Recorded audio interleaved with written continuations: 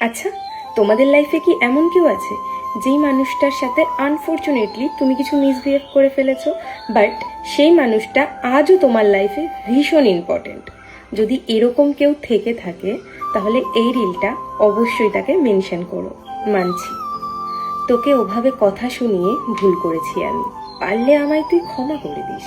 আর আমার থেকে যা আঘাত পেয়েছিস সেই সব কিছুকে একটু তুই ক্ষমার চোখে নিস।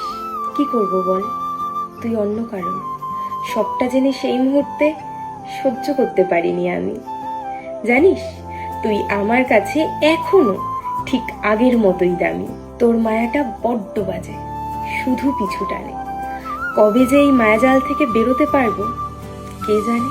আচ্ছা, নতুন মানুষটা কি তোকে আমার মতো মিষ্টি করে ডাকে? আমার মতোই কি যত্ন করে ওকে আগলে রাখে? কখন যে তোর উপর রাগ করি আর কখন ভালোবাসি আমি নিজেই বুঝি না।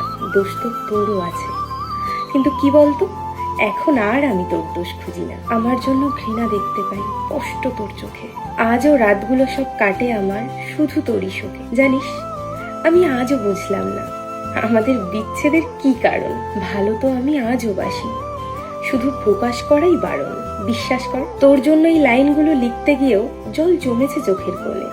আর তুই না মানলেও আজও শুধু তুই থাকিস, শুধু আমার এই মনে।